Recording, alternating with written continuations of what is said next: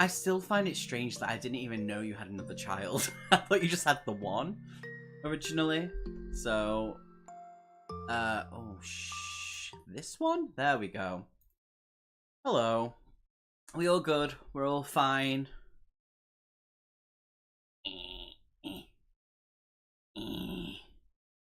Hello. We all good? As you see, I put the death counter up for how many times we've died already in Lone Wolf. This is all I've been thinking about for days since the first part 1. Like, proper, all I've been thinking about. And when I used to, obviously in high school, we had the fountain pens. I used to always press down because I wanted to see the ink go. Wee. Or the nibs go. Wee. But it was fascinating. But yeah, how's everyone? How's the day been? Tell me all the things, please and thank you. I like drinking orange juice. Also, I'm using this D10 today because I thought you might be able to see it a bit better than the white numbers on it. Hey, pizza, I'm happy now. Oh, bless you. Pizza's good. You can tell Peanut's walked across it because there's a little bit of hair there and that's annoying me. There we go. Oh. What kind of pizza is it? Is it a pepperoni one? Like, what are we saying when we're talking? Oh no. Good enough. Good enough. But yeah, what kind of pizza is it? Garlic bread. That's not a pizza. That's garlic bread. That's a garlic brown bread. Also, I've written down like what happened last time, right? I don't know if I can read my notes. Oh, okay. Well, you've already done one about my squidgy ball. What about my dice, Kate? Jail. Dice jail. My light on it. Wait, where's the light?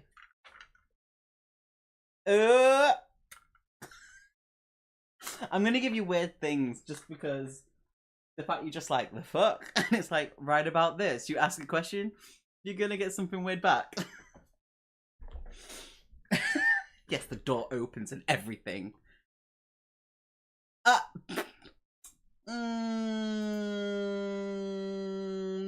No. What the fuck? No. Thank you. Bye. Fuck. I've not had that for a while. There we go. Took me a second. Okay, so thinking of reading this to you. So what happened on part 1? Part 1, we had the Kai monasteries destroyed, with everyone inside like murdered. We called Clive alive. I decided I didn't like their names, so we're Clive alive.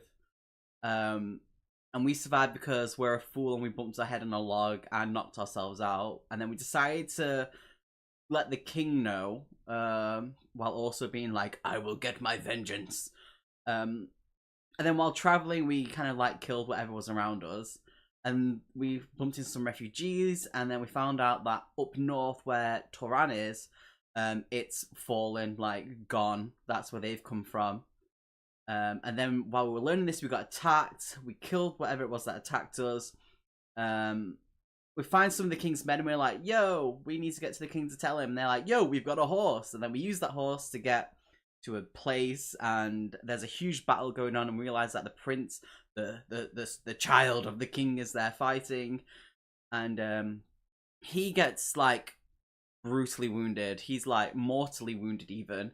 And we're like, yo, we got ya. We're gonna go to the king. And he's like, take my horse. And we take his horse, which is a really nice white war horse, which is awesome. We named the horse Le Hans. And then we accidentally got confused where we were going because of my decisions on that one. Shock horror. We ended up in a swamp.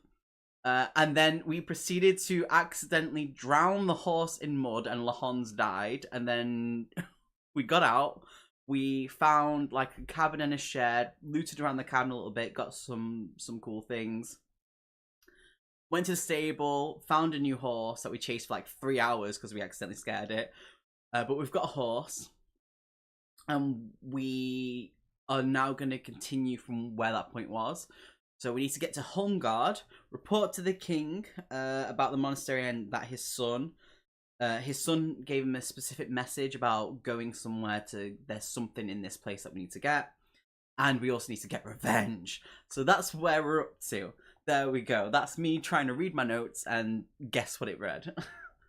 Listen, it was accidental what happened to the horse. Don't hate on me. I'm an innocent bystander. But don't hate the messenger. Are we ready to start? I'm ready to start.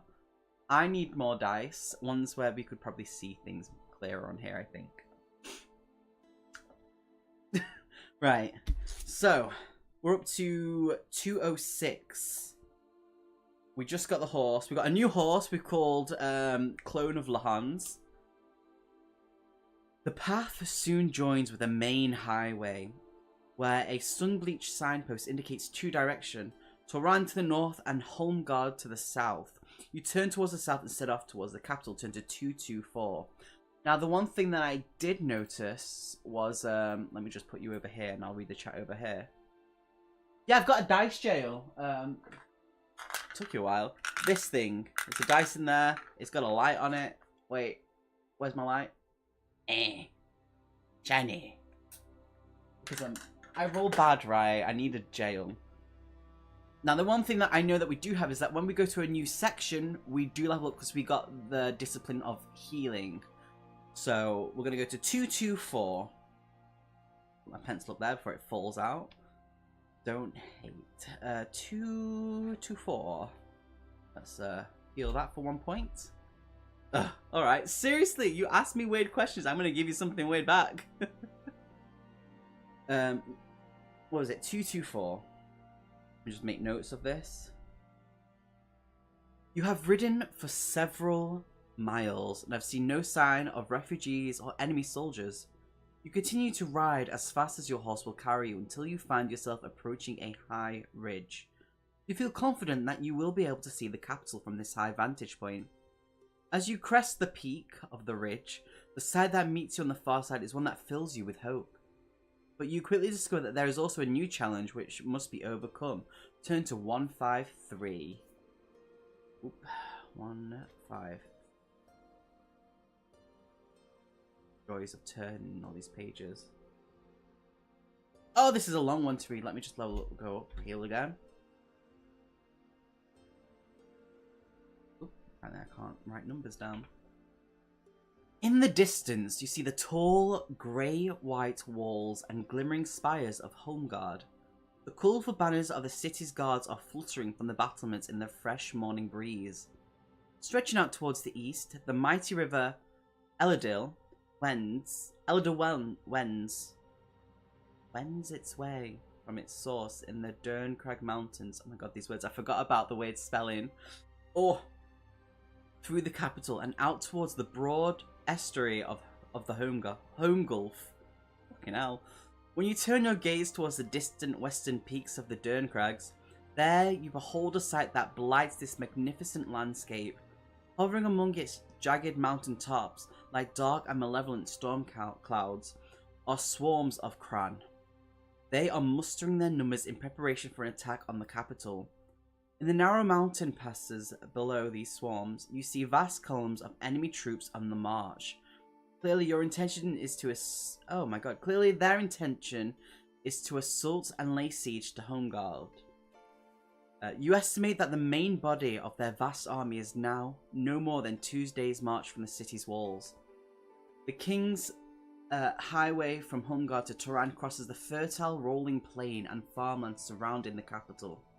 At a gallop, you reckon you'll be able to reach the outer fieldworks of the city's defences in under an hour.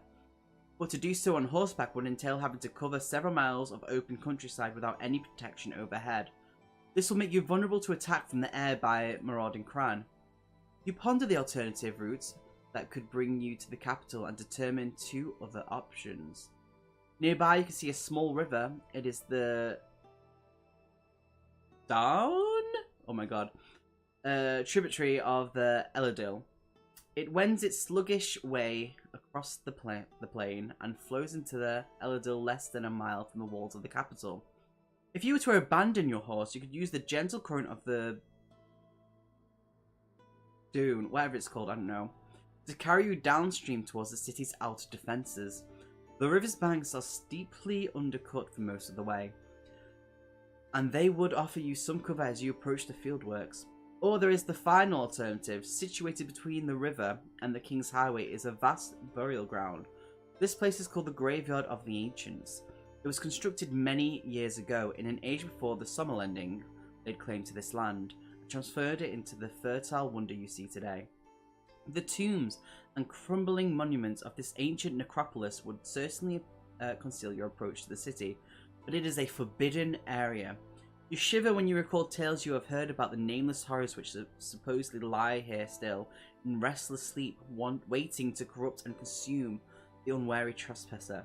Also, thank you for the follow, I appreciate it. How you doing, you alright? So we can either A, try our luck by the highway, which means we just book it. Or we can B, if you feel that you stand a better chance of reaching the capital via the river, we can go that way, but that means we leave the horse behind. Or C, we can basically just go through Graveyard where there's probably going to be like undead things there, going to be like coming out of the ground, it's going to be like nom nom get in my mouth. Which, if anything, we could always roll a dice for this. I do have like a horde of dice behind me, but I need more. Always need more. So A, try a look by the highway means we just get on the horse, we run as fast as we can, but we're going to probably get attacked from the crag which are above us. Or we can try and sneak around by reaching the capital via the river, letting the horse go. Or C, basically try and go for the graveyard where there's like ancient horrors. Let me suck on my orange juice.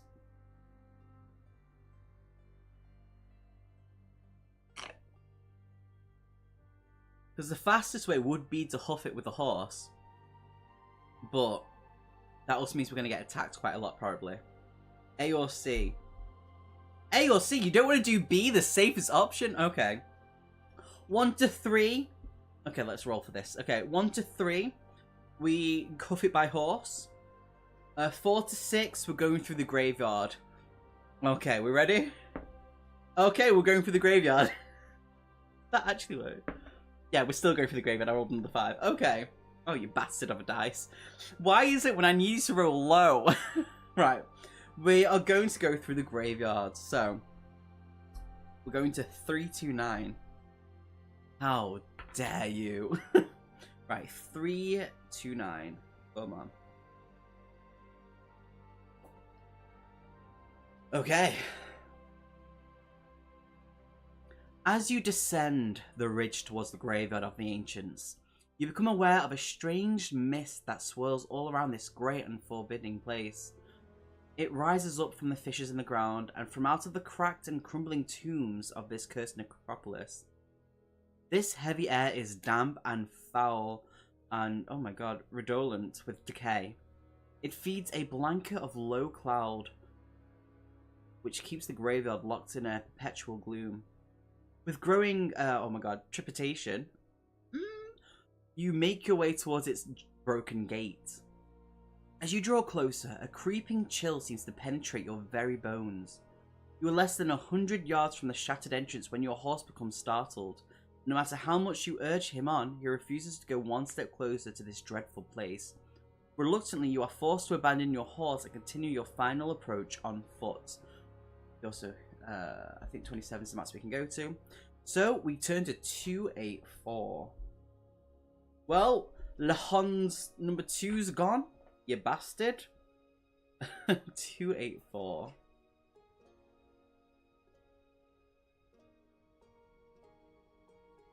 You pass beneath the main gate's broken arch and realise at once that your passage through the graveyard is not going to be an easy one. The ground is broken and covered with thorny graveweed. This wicked briar snags your cloak and claws at your legs as slowly you wend your way between the ancient crypts. The clammy air is difficult to breathe. The sickly sweet gases that are seeping from the open crypts seem to carry with them the haunting murmur of distant whispering. The sounds are very faint, but they torment your ears and fill your mind with sinister, shadowy images. Carefully, you make your way between two ancient pillars, parting the tangled graveweed with your cloaked hand. Then, suddenly, there is a loud rumbling sound and the ground collapses beneath you. With a yelp of fear and surprise, you drop down into a dark void amidst a tumble of loose grey earth and stone. Turn to 71. This is not going well. No! Where is it? 71. Good job, everyone. We're doing good. You are winded by the fall, but not badly hurt. Lose 1 endurance, so we're down to 26 again. You have dropped 15 feet or so through the fractured roof of an underground tomb. As the dust settles, you see that the walls of this burial chamber are fashioned from a slick black marble which is seamless and slippery with damp. You are unable to climb back to the surface by this way. Cursing your ill fortune, you look around the gloomy chamber in the hope of finding some other way by which you can leave. As your eyes become accustomed to the grey half-light, you notice an arched tunnel in the east wall of the tomb chamber. Set close to this archway is a sarcophagus, its domed lid carved with the name and likeness of some ancient noble. Oh no. If you wish to use the Kydisselman's sixth sense, which we don't have. If you wish to open... Okay, so we can either A, open the sarcophagus to see if it contains any treasure, or B, wish to leave via the tunnel and turn on. Okay, so we've got 1 for opening it. I see. How you doing, Fen? You alright, my love? You're good. Oh, wow. You both want us to open it. Okay, so we're going to open it. So we turn to 242. What have you been up to today? Death. Mwah. Okay. Nice. 242. How... You're supposed to be helping me survive, you bitch. 242. You push the lid of the sarcophagus and it moves with surprising ease, slipping and tipping to the floor with a dull crunch. Inside this dusty stone casket, you discover the remains of an ancient ruler from a time long before the Sommerlending occupied this land. His bones are surrounded by treasure, gleaming in the dull grey light, untarnished by millennia. An ornate crown is still in position on the ancient ruler's skull, encrusted with fiery scarlet gemstones. His jawbone hangs open as if he is uttering a silent scream, and the darkness within seems strangely bottomless. You feel a shudder run through the ground, and a distant rumbling sound can now be heard coming from somewhere deep beneath your feet. If you have the Kydisselman of Mind Shield, turn to 166. We do have Mind Shield, so we're good. We're going to 166. Yeah, Ben, what have you been up to? What do you mean feel meh? I've noticed you've uploaded a video and I'll be watching it after this for sure. But what else have you been up to? 166. Okay. You sense that you're in the presence of a great evil. Your mind is being probed by a powerful and timeless entity that is testing your mental armor, seeking out weaknesses which it can exploit. You must shield yourself from its psychic invasion quickly, for you have now been drawn into a mental trial of strength, and your very sanity is at stake. Oh no. There's a long and torturous ordeal, during which you experience many fantastic and terrible apparitions that tempt and appall you. The desperate struggle persists for nearly an hour before finally you are able to repel this insidious attack. The experience leaves you feeling physically shocked and drained of mental energy. Lose 4 endurance. Oh god, okay, so we're down to 22. If you have survived this psychic ordeal, you are able to stagger away from the sarcophagus and leave the chamber by way of the adjoining tunnel. Turn to 104. This is your fault, this. We didn't even get any of the loot. How dare you? Why do they make you feel meh? Naps are good. 104. Naps are not supposed to make you feel meh. It's supposed to be like you wake up and you go, what fucking year is it? That was amazing. Just say it. Right. The walls of the tunnel are dark and slimy, and trailing cobwebs brush your face as you explore its murky depths. You feel a panic beginning to knot your stomach as this fetid passageway gets darker and darker. At length you come to a junction where the tunnels meet a narrower corridor crossing from north to south. So we can either A, go north, or B, go south.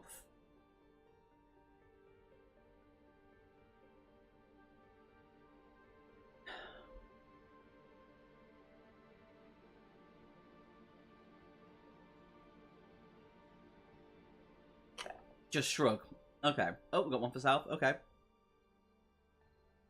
We can do that. Which way have we been travelling? South. Because we were going to Homeguard. So we've been going south.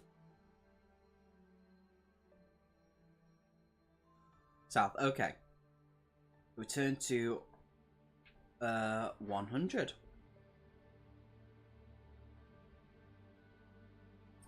The chillingly cold corridor, corridor even, gradually descends before making an abrupt turn towards the east. Cautiously, you peer around the corner and see a greenish glow which illuminates the tunnel in the far distance, revealing engravings on its wall and ceiling. Cautiously, you examine these curious etched prints. You recognize them to be Shanti hieroglyphics, the picture word language of a species of supernatural beings that first appeared in your world. Megnamund. Oh, we're in the world of Megnamund. Oh, great. Okay, got it. Over 6,000 years ago. The engravings seem to tell a story, but you are unable to fathom their meaning. Now you wish you had paid more attention to Master Amber Owl's tutorials in the ancient history of Megnamund. If only your esteemed master were here to see this, he would know their meaning, and he would be enthralled by this discovery. Your own memory of his teachings about the Shanti is that they were once a powerful and goodly group of beings, some of whom were tragically corrupted by the agents of the Nar, the king of the darkness. Goddess Ishir, whom the Shanti worshipped, they sent them away in exile to a remote isle, where they were forbidden from ever having contact with humankind again. Assisted by this aerial light, you are able to make faster progression, and soon you come to a place where the passageway opens out into a large chamber. The strange green light is emitting from a big stone bowl that rests atop a granite throne. On a plinth in front... See, I know what a plinth is now, only because of Seth and Ben. On a plinth in front of the throne, there stands a statue. It has the appearance of a winged serpent, standing upright upon a ridged tail and curved into the slender shape of an S. So we can either A, sit on the throne, which, to be honest, if we were playing D&D, that's what my character would do. B, wish to examine the statue, or C, look for an exit in the chamber. So we can either A, sit on the stone, B, examine the statue, or C, think, nah, I'm going to find another way out.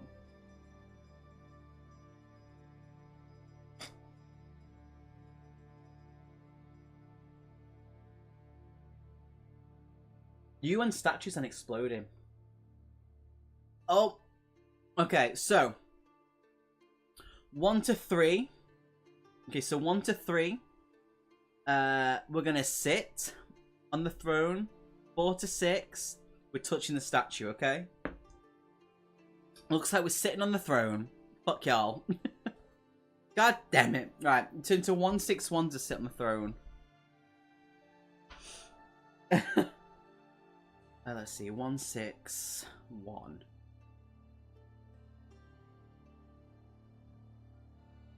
As you sit down on the throne and rest your weary legs... Oh wait, we should be healing up by this, so we need to go up by 1 at least. As you sit down on the throne and rest your weary legs, the stone serpent very slowly moves forward on its plinth. Oh fuck. A cold sweat beads on your forehead, and nervously you reach to your weapon with trembling fingers in case the serpent should suddenly animate and attack. A red forked tongue appears from the stony head of this strange statue. It arcs over your head, beyond your reach, and then dips into the ball of green light perched on the high back of the throne. Slowly, this tongue re-emerges, grasping a golden key. To your surprise and amazement, it releases this key which drops into your lap. A moment later, a stone panel in the east wall clicks open to reveal a previously hidden exit. You pick up the golden key. Oh, let me put that in our backpack. Oh, this goes into special items. Wait. So we have a golden key. Fuck yeah. And leave the chamber by means of the secret passage as quickly as possible. Turn to 209. Jenny, it was a good call to sit. 209. Very nice. We're going good. Right then. 209. The narrow corridor ahead gradually ascends. As you reach the top of the slope, you're welcome. You're welcome. As you reach the top of the slope, a stone portal slides aside to reveal another passageway directly ahead. You step through the opening and the portal closes behind your back with a heart-stopping bang. Oh, we need to go up by one again because we went to a different thing. Huh. Yeah, so it closes us and we turn to 23. We're doing pretty good, I think, so far. We've not died in this one yet. 23, so this is a new one, so bet. The corridor soon widens out into a large hall. At the far end, there is a stone staircase leading out to a huge door. 2 black candles on either side of the steps dimly illuminate the chamber with an unnatural light. You notice that no wax has melted, and as you get nearer, you can feel that the candles give off no heat. Ancient engravings cover the floor, the walls, and even the ceilings of this chamber. Anxious to leave this evil tomb as quickly as you are able, you examine the door, hoping to find a latch. An ornate pin appears to keep the door secure. There is also a keyhole in the center of its ancient lock plate. If you have the golden key and wish to use it, turn to 326, or we can remove the pin. What are you gonna do? A, we're gonna use the gold key, or we can use remove the pin. He likes being told what to do. You test me sometimes. You really do. Jenny! What the fuck? Excuse both of you. How dare you? Not as much as yesterday. We're not talking about yesterday. Listen. Do we want to use the golden key? Or do we want to remove the pin from the door? Because there's 2 things it's shown us. There's a pin holding the door, or there's a keyhole, and it says if we've got the golden key, we can use that. When you're choked, use the key. Thank you. Oh, for God's sake. 1 to 3, it's the key. 4 to 6 is the pin. We're doing the fucking pin, apparently. God damn it. So that's a... Well, right, 337. If it is a trap, we're going to be very lucky. 337. Okay. Yeah, I'm ignoring everything else. 337.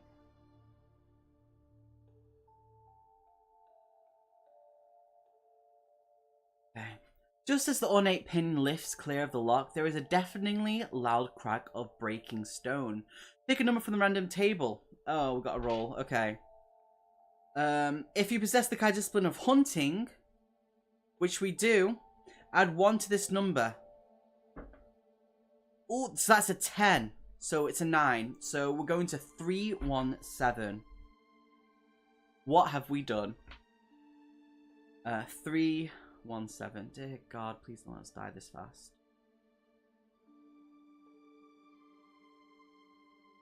Instinctively, you dive away from the top of the stairs and land heavily even, on the stone floor of the chamber below. Raising your knees and elbows as you roll to a halt. Lose 1 endurance. Fuck. Done easier than making shit up about your green ball. Is it? It's blue. How dare you? Your landing may have been clumsy, but your quick reactions have saved your life. A large granite block has dislodged from the ceiling and crushed the steps on which, just moments ago, you were standing. Shaken by this close call, you struggle to your feet and step forward to inspect the damage. A shaft of dull grey light is now seeping into the chamber from above. Though the space where the fallen stone block was once positioned, at the top of this shaft-like aperture, you can see a tangle of grave weed and the cloudy grey sky above. The insipid light renews your hopes of escaping from this nightmarish underworld. Oh, okay. I'm not. Thank you. You are able to climb the shaft. Fuck's sake. I hate everyone. Shaft. Climbing it like a tree. You were able to climb the shaft without too many problems. But as you come near to the surface, you are forced to use your weapon to cut a way out through the tangle of vicious foliage. In so doing, you suffer several small cuts on your face into the back of your hand. Lose another 1 endurance. Finally, you emerge once again into the necropolis at a place close to a narrow pathway which is sandwiched between 2 black stone mausoleums. Looking down into the hole from which you have just escaped, you see a pulsing green light which steadily grows in intensity. Then a cruel, inhuman laugh seems to rise out of the very ground on which you are now standing. It reverberates around the misty graveyard, sending a wave of panic coursing through your veins. Shivering with a sudden fear, you turn away from the hole and run as fast as you are able towards the south gate of this evil necropolis. Turn to 61. And if 61 isn't a fight, we get to heal.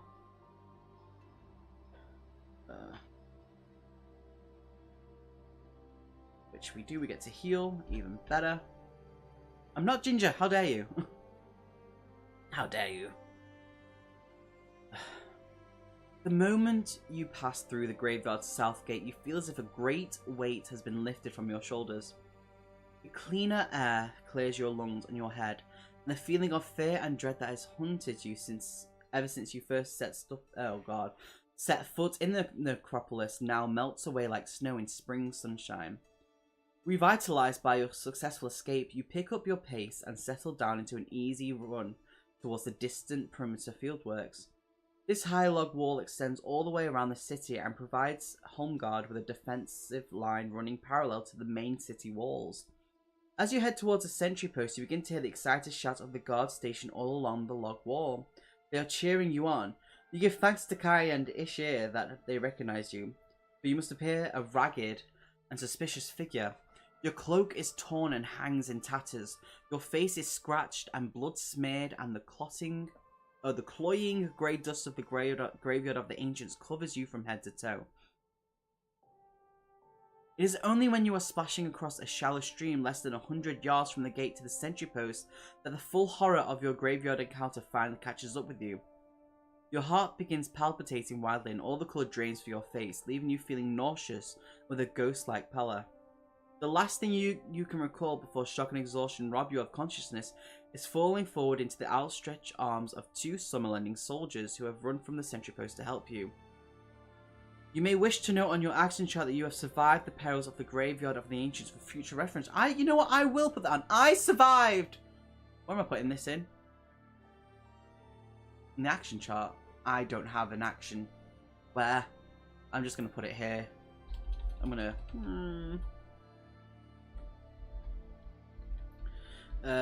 survived the perils of... Oh god, of Z. I will have a look at your haiku in a minute, you know. Me trying to spell. Graveyard of the... Oh my god. I-E-N-T-S. Boom. Look, turn to 268. Which means we get to, fill you up from the points. Right, 268.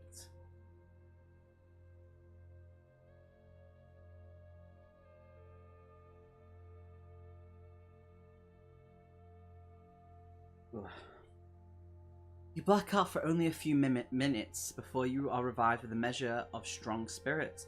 Feeling wary but thankful to be alive, you lean on the shoulders of the king's men and you stagger towards the outer defences. Turn to 288. Okay, I guess this is in case we got the healing thing. We can heal up because we probably could have got hurt a lot worse down there. So we're going to 288. What's everyone think so far, by the way?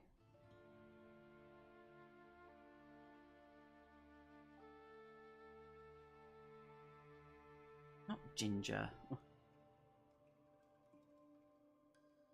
As you are making your approach towards the walls of the fieldworks, a watchful lookout spots you and informs his surgeon. A trio of grim-faced soldiers are sent out to intercept you, fearing that you could be an enemy scout attempting to sabotage the weak spot in the defensive walls. I want some biscuits. Me too, I want some biscuits too. The soldiers are armed with loaded crossbows which they train on you as they get closer. Rather than run the risk of being shot by your own side in error, you raise your hands in a gesture of surrender. Although they do not try to disarm you or confiscate any of your equipment, these wary summer-lending soldiers never once lower their crossbows nor take their eyes off you for a second as they escort you back to the wagon gate. It is not until you are inside the perimeter fence and delivered into the hands of their surgeon that your true identity is recognized. The battle-weary surgeon immediately orders his men to lower their weapons. "My liege," he says respectfully, "where are the Kai? We are in desperate need of their battle skills and leadership.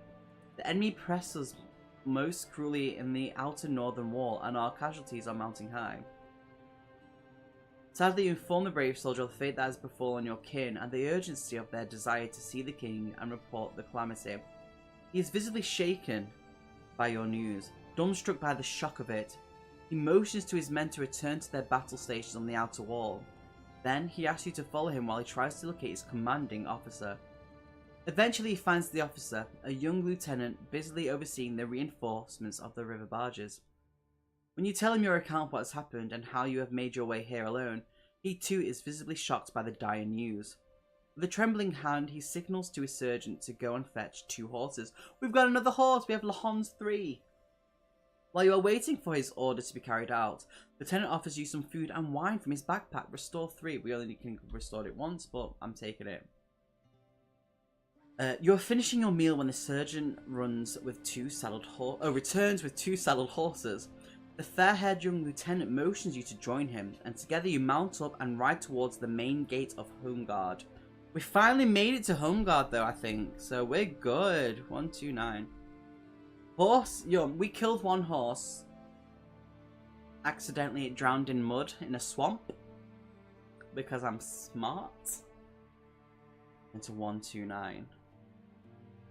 But it was an accident death. It was very sad. We named it Lahon's. Between the perimeter defences and the high stone walls of the capital, there is a wide area of cleared land known as the Homeguard Pale. The shanty dwellings that pepper these outskirts are usually occupied by petty criminals, cast out of the city as a punishment for their crimes. Now it is crowded with farmsteaders and villagers that seek sanctuary. The broad highway leading to the main city gatehouse is choked with traffic, and with each passing hour the chaos worsens as the first refugees from Tehran arrive in their hundreds.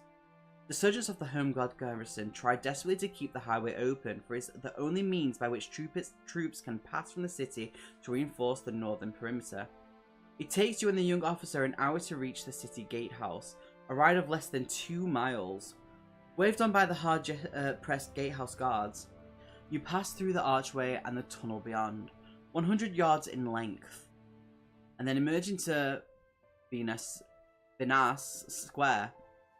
This grand plaza usually serves as a marketplace, but today it teemed with so many desperate people that you can barely glimpse its famed flagstones of pink Palmyrean marble. Words. You and the officer finally halt outside the doorway of the main watchtower.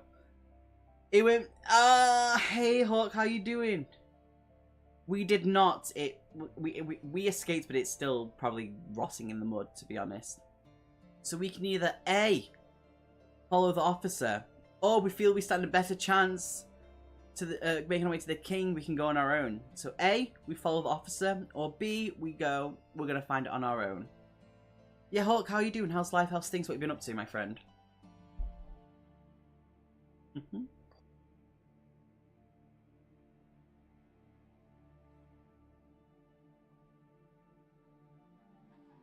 What one for follow? Take the officer hostage while you go there. Yeah, because that's gonna work. Okay, so we're gonna follow. Turn to number 3. Right then. He's right at the beginning of the book. That's weird. Going all the way back to the beginning. Same thing. Yeah. Staying close to the officer, you follow him through an arched portal and up a short flight of stairs to a long hall. Soldiers run back and forth bearing orders on ornate scrolls to officers stationed around the city wall. Sorry about that. A haggard and scar-faced man dressed in the white and purple robes of the king's court approaches you and bids you follow him to the citadel. So we can either A, follow this man, or B, decline and return to the crowded streets. Now just remember, going to the king and telling him is one of our missions. So, still recovering from the long lurgy, but I feel so much better today than yesterday. I'm also failing at packing for Empire. See, I need to go to Empire at some point. I really do. I still have no idea where my character kit bag ended up. Oh no! What do you mean? Oh, that sucks. I hope you find it soon.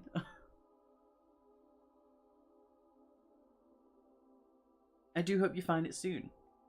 So, I think we should definitely follow the man, because one of our main goals is we need to go to the king, tell him what his son said, and also warn him of what's going on, and then go get vengeance.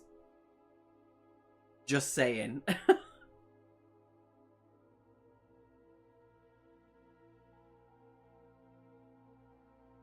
There's my water. I wondered where that went. I need to find it by Thursday, 9 AM, since that's when I'm leaving for the event. Oof. Oh, so you're getting there for Friday morning, are you? The king. Cool. King it is. So glad someone did that. Thank you, then.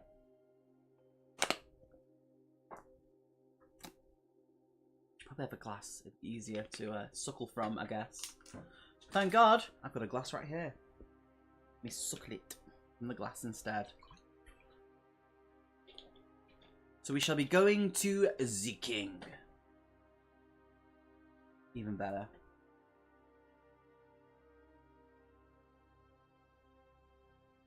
So.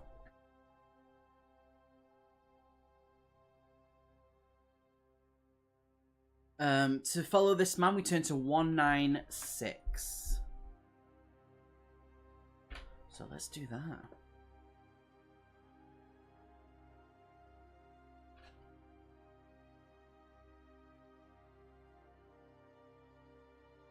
You follow the man into a small library off the main hall. He pushes one of the many books on the shelves which line all 4 walls, and you hear a metallic click. I will in a second, you know.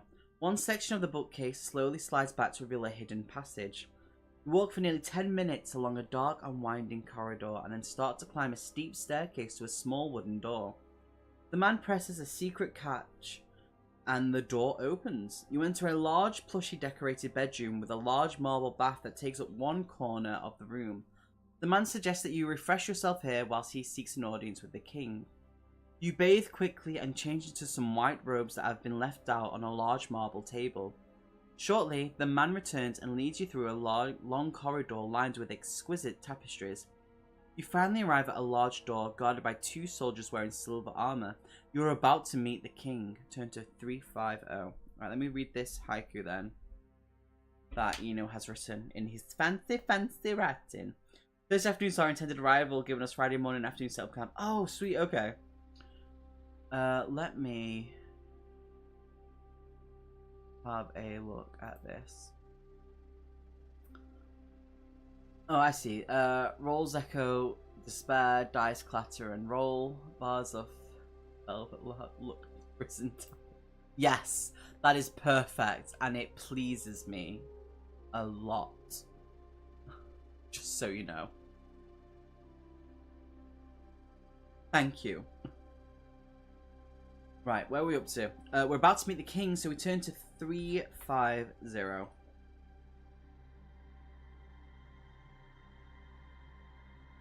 You enter the Chamber of State, a magnificent hall decorated lavishly within works of art and the battle banners of the House of Ulnar. The king and his closest advisors, including Chancellor Galden, are studying a large map spread upon a marble plinth in the centre of the chamber. Also standing beside them is Princess Madeline, the king's beautiful youngest daughter. Oh! Their faces are lined with worry and concentration. The king gives you a formal greeting and then requests that you tell him your news from the Kai Monastery. A silence fills the hall as you tell of the death of your kinsman and of your perilous journey to the citadel. When you have finished telling your story, the king looks to his chancellor and his daughter and shakes his head sorrowfully. We must prepare for the worst, he says. Let us pray that Ishir and Kai will deliver us from the evil of the Dark Lords. You have not told us your name, brave Kai, says Princess Madeline. See, you begin. After a moment's thought, you finish your reply. We're supposed to say Lone Wolf, my name is Lone Wolf, but no. Clavelav! My name's Clavelav! What are you saying? The king approaches you and takes your right hand in his. Clive alive! You have selfless courage, the quality of a true. Hi, I'm ignoring you now. Your journey here has been one of great peril, and although your news comes as a grievous blow, the spirit of your determination is like a beacon of hope to us. All in this dark hour, you have brought great honor to the memory of your masters, and for that we praise you. You receive the praise and heartfelt thanks of the entire hall, an honor that brings a certain redness to your young face. The king raises his hand and all the voices cease. You have done all that Summerlund could have asked of a loyal soldier, but she is greatly in need of you still. The Dark Lords are powerful once more, and under the leadership of Archlord Sagana, their ambition knows no bounds. Your only hope lies within Duranor, with the power that once defeated Dark Lords an age ago. Clive alive, you are the last of the Kai. You have the skills. Will you journey to Duranor and return with the Summersword, the Sword of the Sun? Only with the gift of the gods may we crush this evil and save our lands. If you wish to accept the quest of this Summersword, begin your adventure with Book 2 of the Lone Wolf Adventures. Fire on the water. Dun dun dun! Oh shit! We finished the first book!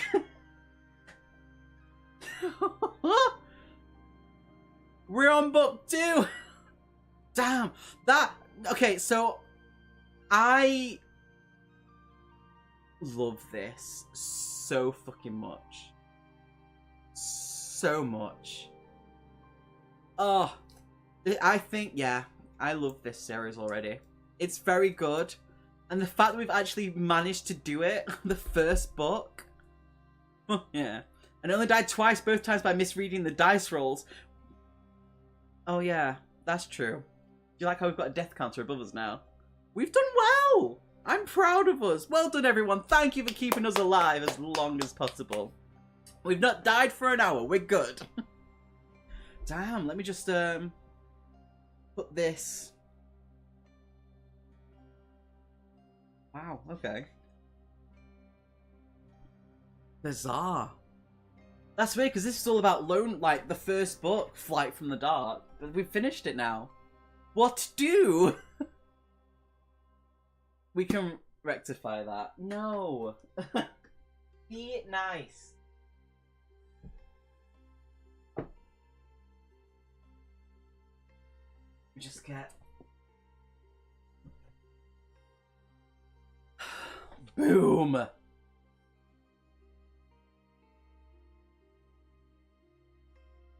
believe we're on book 2. Damn. I am pleased. But there's a lot to the series, like there's all this. This is the first series that we're doing, and then we've got the next one, and then we've got the next series, and then the next one, and there's more after that. There's Endgame, which is the last one, but then we've also got the Huntress that I've started buying. Dude, I have to admit, it's a good book. I am enjoying it.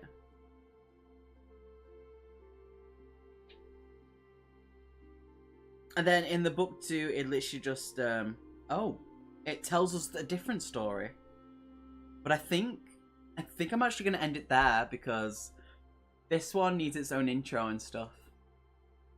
But yeah, that's a short stream because I thought we would, like, take longer in it.